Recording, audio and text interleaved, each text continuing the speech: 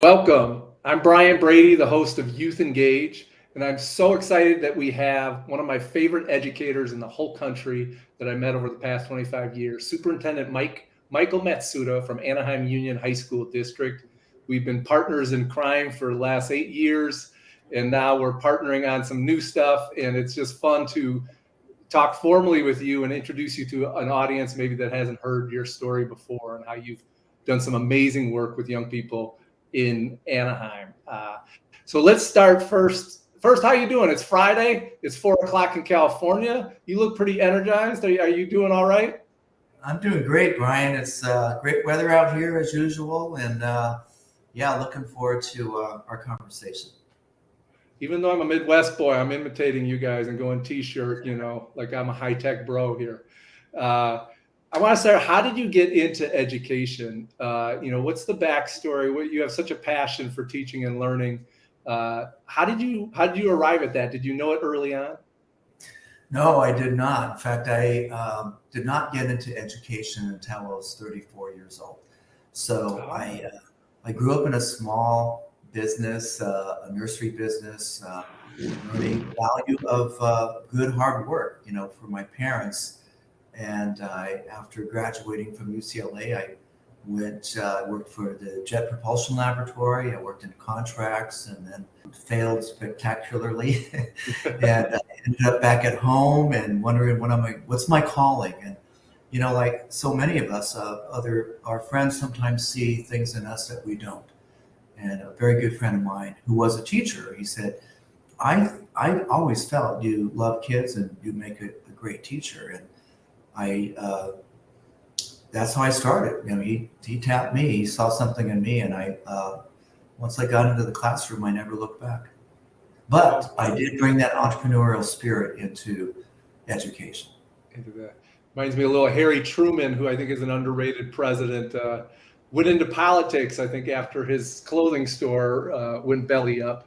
What was tell me a little bit more about. Did you grow up in Anaheim, or where did you? And how was your own high school and middle school experience? Yeah, I grew up in East Garden Grove, which is very much like Anaheim. A lot of working class people, minorities. I grew up at a time when it was mostly sort of the Archie Bunker working class folks. So my family were always kind of ostracized, and in fact, my mom was and my dad, they were put in internment camps during World War II, and my mom was a freshman at Anaheim High School. So only in America, Ryan, where her son can grow up and become superintendent. So that's an amazing story. And I hear you also gave her a diploma. Was she in her 80s or 90s when you gave her the diploma? She was in actually her mid 70s, and but she passed before I became superintendent. But I was so proud of our district and superintendent, Jan Billings then, who gave her that diploma. And it really meant something to all of us.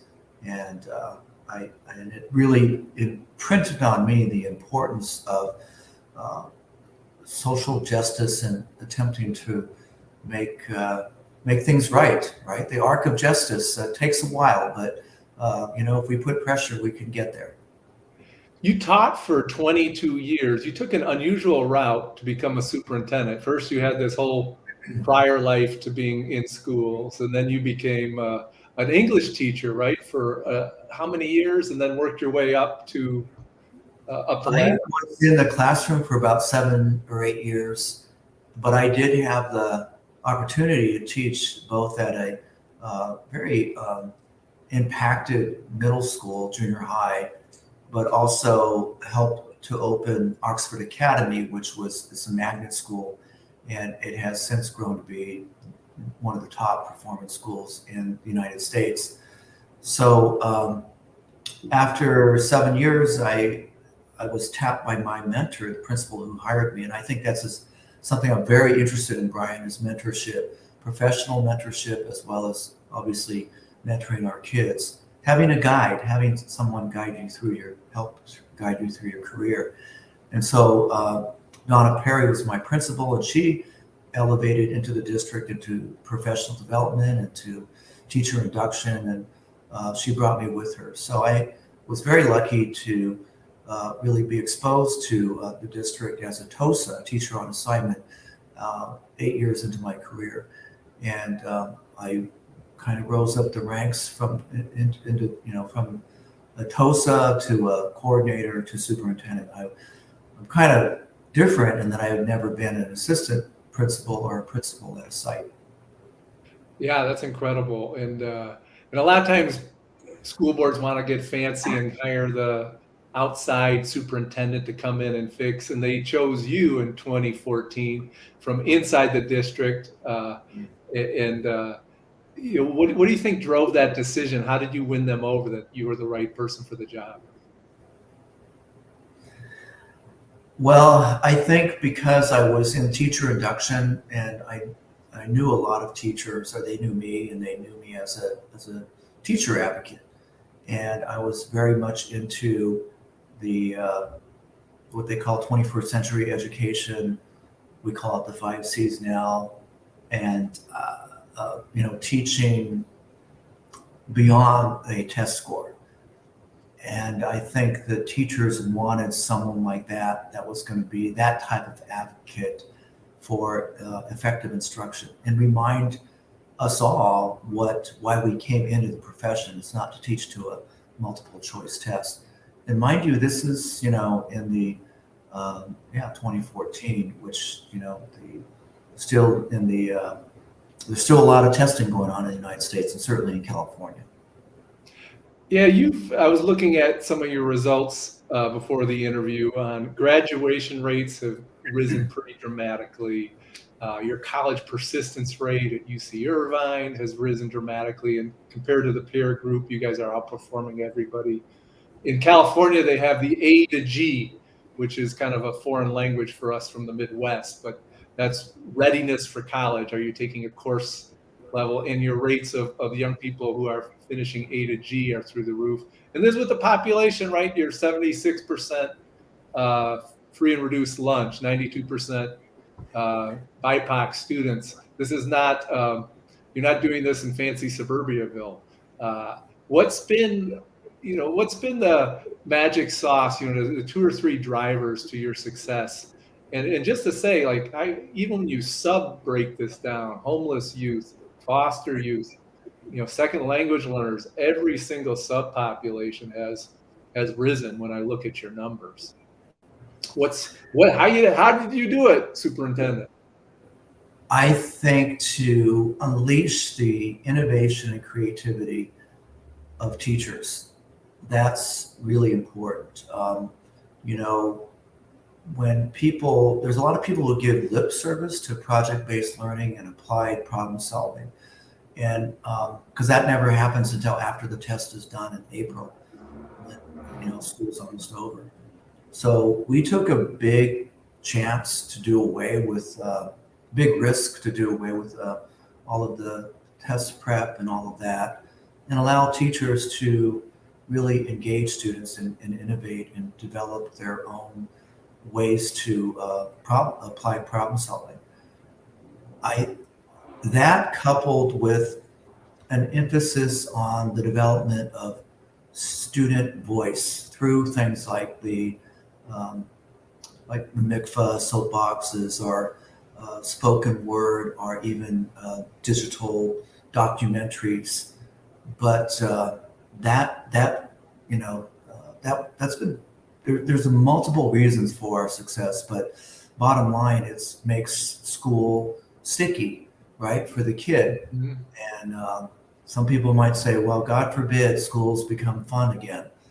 And fun and rigor are not mutually exclusive, right? I think the standardized testing mental model made that an either or, right? Fun is going to be hard and rigid, and that's what rigor is. And I think any of us who've attempted to problem solve can be in that groove and that flow, and it's fun, but it's also very rigorous. At the same time, I think it's important to tease out a student's voice and hopefully leading to a purpose and a calling. And I think that that's been the missing piece in public education. And the third piece is, which it's all interconnected, is that voice and purpose and calling actually strengthen this thing called democracy. Because when you're interested in a particular topic and you research it, you're going to ask critical questions like, who benefits from this? How are things connected? And who is responsible for whatever the policy that I'm interested in? And what can I do about it? Those all taken together are part of this secret sauce, which I think is not so secret. It's just sort of common sense in terms of approaching education. And I know the Chief Justice of the California Supreme Court awarded you with the first Champion of Civic Engagement, Youth Civic Engagement Award. And it's near and dear to your heart. And I also know you have the most democracy schools out of any district in the state, and a true commitment to it. It takes a lot of courage to swim against the stream, because I'm sure there are people wondering, as you took this course away from the normal drill and kill and test prep and English and math overdose, that there are some people a little dubious that you were going to succeed and not only have healthier kids, but better scores. Where did you get that courage and that conviction to kind of swim against this current of what was happening in the country? I think from the kids themselves, in terms of their own stories, and feeling like everything's sort of a broken record over the last, almost 20 years of standardized testing. I think there are many inflection points, but one to share was in 2017, taking 3 busloads of kids to Manzanar, which is one of the internment camps where Japanese Americans were interned during World War II, and they have a big visitor center and barracks, right? Reconstructed barracks. So we were going through the tour, and behind me were some mostly Latino kids, 2 boys, and it was a concentration camp, and you're in this barrack, and one of the boys says to the other, gosh, this is pretty nice. And I turned around to him and I said, excuse me. And he said, Mr. Matsuda, at least these people had a place to sleep. I sleep in a garage on the floor. So, the kids deserve more from us. And I shared that story immediately with our administrators in terms of we really haven't come very far when here we are next to the happiest place on earth, and many of our kids, they can't afford to even go there, to Disneyland. Mm-hmm. And they live in abject poverty, and we're supposed to teach test scores, right? And somehow the achievement gap is reflected in this test score gap. And that just really affirmed that we have got to do a better job of everything that I said is engage kids in some of these problems. Why is there so much homelessness and poverty in a state that, if it were a country, California would be the 8th richest country in the world? Why is that? Things have got to change. So there are many, many examples as to why we need to change. And fortunately, our example shows that test scores and applied learning is not either or. As you've cited, many of our traditional metrics are above what the demographics would predict.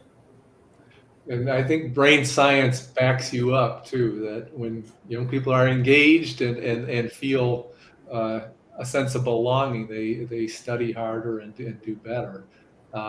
Let's move a little bit. One of the great strengths I see in your leadership is you have an incredible energy, but you use a lot of that energy to bring in the Anaheim and Orange County community into the process. So you really build an ecosystem of learning, not just a school system. And I'm not sure I've seen any superintendent do it better than you. And I know it started early in your 2014 forming the Anaheim Collaborative, and then in creating the Anaheim Pledge, and now your career pathways systems framework that brings everybody together.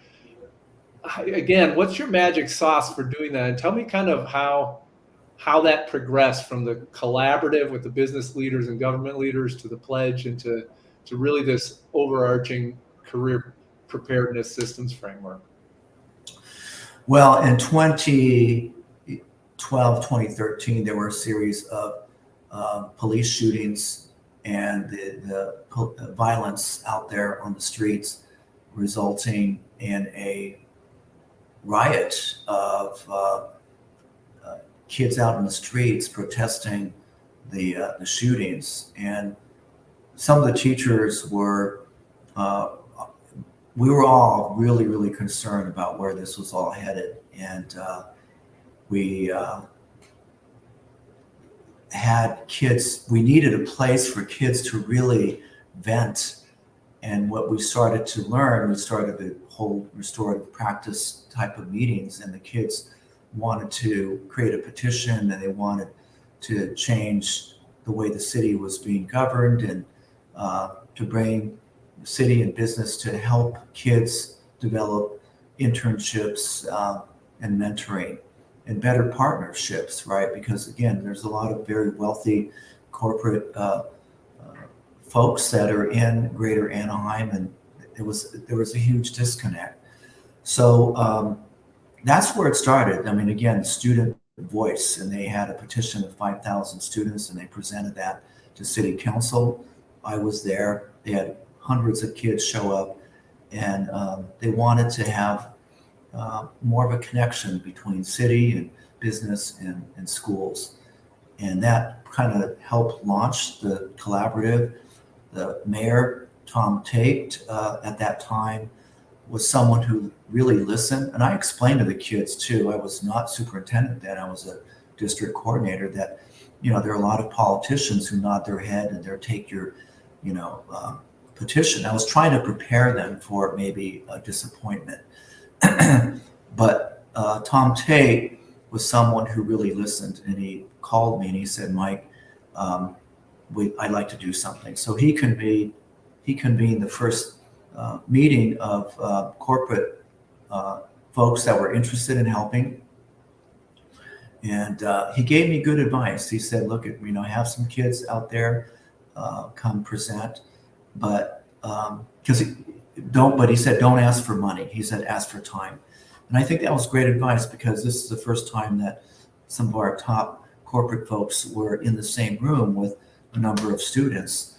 And out of that was born the Anaheim Innovative Mentoring Experience, which now has become sort of a national model for business, nonprofit, and school partnerships to create mentoring and internship experiences, and including bus passes and uniforms. And our district puts skin in the game with that too. We don't just put them in an internship. We have teachers, case carriers who work directly with kids, always reflecting on their internship experience through, and always focused on developing emotional intelligence during their experience. So that has actually created more and more mentors, and to the point where we have now over 90 corporate mentors and partners. Wow. And now we have brought them in.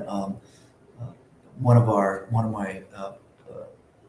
CEOs that have become a personal friend of not just me, but the district, Tim Nguyen, the founder of Meridian Link. And Tim is the first Vietnamese American in the United States to take a company from nothing to Wall Street. So he's become a pretty successful philanthropist. But he and I met early on, and he said, you're one of the few districts that are trying to teach a growth mindset through these 5 C's: collaboration, communication, creativity, critical thinking, and compassion.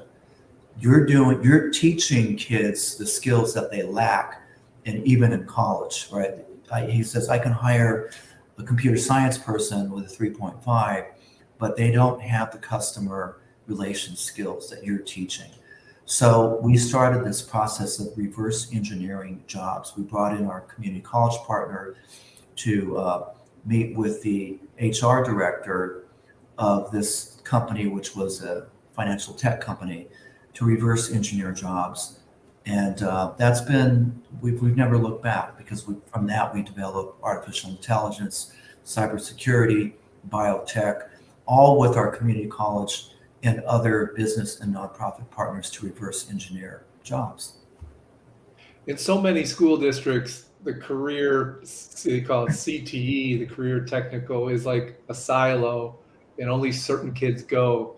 In your district, you've decided to make career preparedness the business of the English teachers, the math teachers, of everybody. It's your North Star.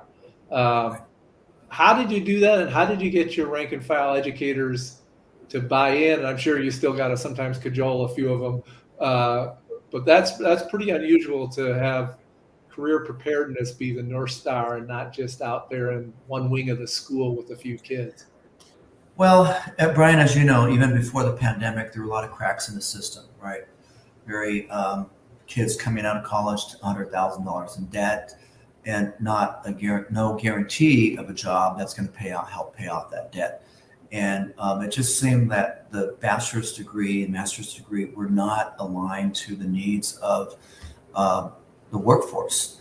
And again, the K-12 alignment was more focused on standardized tests, SAT driven, when the workforce, they needed a different skill set.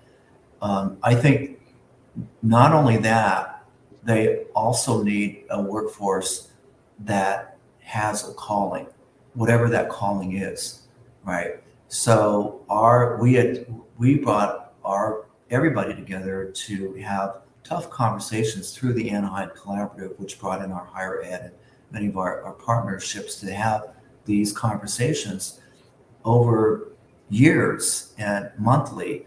And so we just, and it was tough. Some of those conversations were really tough, but we developed a mindset to integrate define these skills, define these pathways, and integrate them into the school day. And I think that's one of the reasons why Google was very interested in us integrating Google certificates, because they told us we're the only district that they know of that has been able to do this.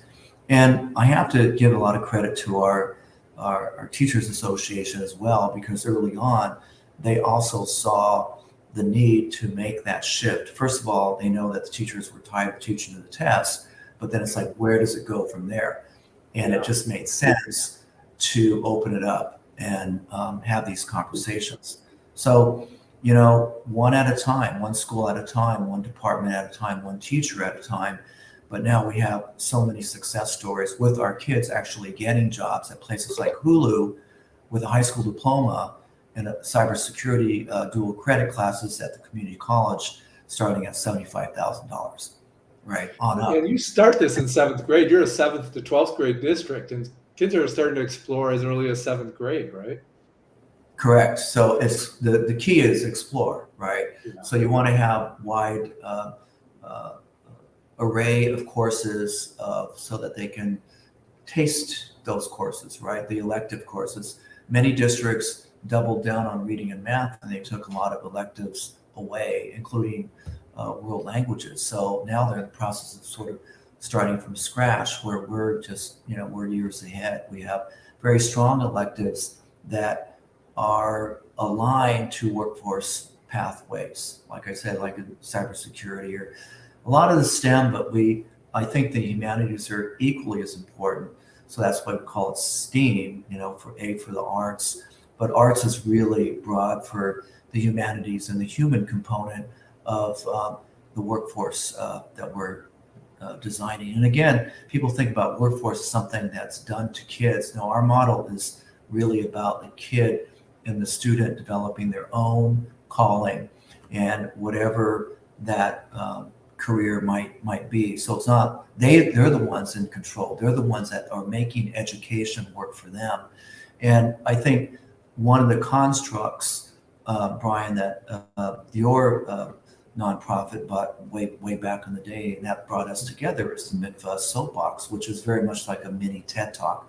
And so that TED Talk, the construct of that is about identity, about affirming a student's identity. Who am I? This is my story. This is my issue. I researched it, and I now want to make a career out of this.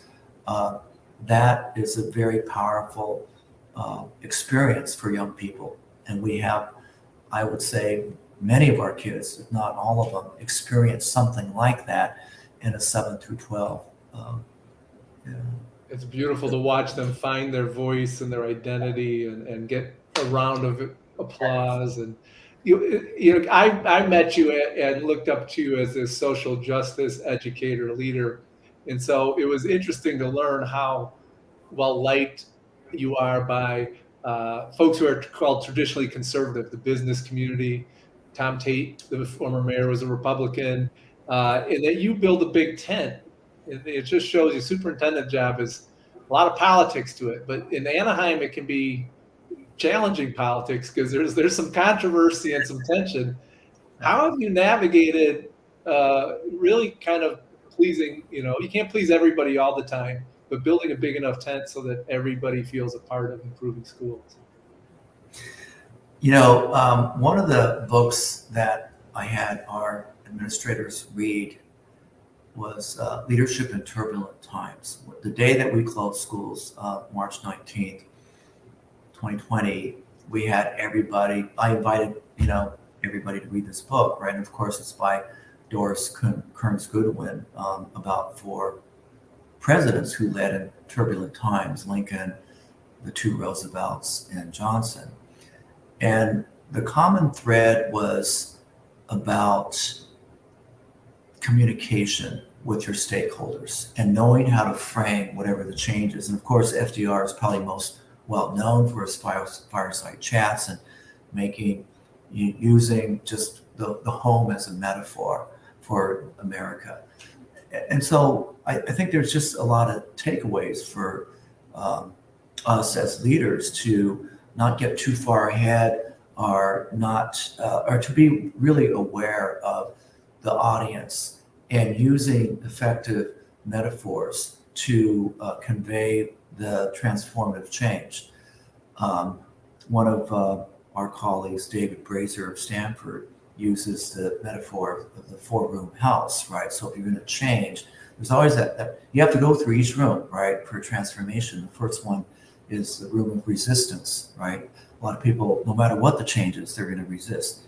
The second room is one of complacency. And that's usually the biggest room, complacency, right? and that would be the standardized test area, right? Everybody just let the test take care of itself. The third room, which is a necessary room to go through, is the room of confusion. Whenever you are changing anything, right? My phone, every time I get a new phone, it's confusion, right? I get stuck. But oftentimes too, when you get confused, you get frustrated and you fall back into that complacency room. So that confusion room is the most difficult one to work through. That's flying the plane while you're building it. And a lot of people, a lot of hand grenade throwers in that room of confusion. But if you can get through that, Brian, then you end up in the room of renewal, right? And that's that transformative piece. So you need a vision. You need enough people who believe in that vision. And then you need people on the ground who know how to implement and are willing, and you create a culture of innovation that embraces failure and learns, just like we were trying to do with kids, to create a growth mindset and to make calculated risks, not reckless risks, but calculated risks. So we can learn together and create a learning organization environment. And that's how you can get into that room of renewal. But you need the vision, and you need people that are smart enough to know how to implement and have the courage to fight through that room of confusion. And experience some failure is part of life and learning. It gets back to the beginning of the interview. You had some failure on your business, and that led you to your calling. I was going to cut the interview here, but you brought up FDR, so I got to ask one more question. Not many people, FDR locked up your family in these internment camps, but you're having your staff read a book about him. So it sounds like you still admire his leadership in one way. that's not very contemporary. We like to demonize everybody. How do you hold those two realities in your head and viewpoints? Well, it's like Washington and Jefferson were slave owners, right? Do we demonize them for that? It's the context of the times. And we certainly know that Eleanor Roosevelt was against the internment. But I would argue that no matter who was president during that time would have had to make that choice. And it's part of, like, there's no black and white, right? And we're talking about human behavior. And someone were to ask me about FDR, he is I consider one of the greatest presidents because he was a transformative leader across the board. And I think that that's how I've reconciled it. And I do think that there would not be a civil rights movement in which I could become the superintendent without all the things that FDR did and all the things he put in place for ordinary Americans across this country. And I would argue that's what's at risk right now in terms of strengthening our democracy to the point where we have a generation at risk of losing trust and faith in the very institutions that should be serving them. And that's a very dangerous inflection point for this country. It is. And let's end on a high note. The Dalai Lama, the most excited I've ever seen you, Superintendent, was after you met the Dalai Lama. And tell me, and then the fifth C is compassion. I suspect there's a little bit of a connection between that. And so tell me a little bit about how spiritual side of you guide your work. So, through my friendship with Tom Tate has become personal friends with His Holiness. And in 2018, I had a chance to go to India and as a personal guest of Tom Tate to be with His Holiness for over an hour, pretty much one-on-one. And the Dalai Lama was very interested in education, and he felt that that is the key to the whole world's future, right? With so many young people hungry. I mean, Generation Z is the most compassionate, inclusive generation ever in the United States. And I think we need to harness that positive energy as the Dalai Lama recognizes that there is a lot of positive energy and love with this young generation. And we need to let them guide us forward. And I think that's a lesson that he taught me, and I want to share it with all of our audience too, is that we as educators really need to speak the language of love and compassion because the world needs it more than ever. Well, on that is a perfect note to finish an interview on. It's such an honor to team with you and to work with you and to interview you, Superintendent. And thanks for giving me time on Friday when you're, I'm sure, exhausted. So I hope you get to relax some this weekend, and we'll talk again soon, I hope. Thanks, Brian. Take care.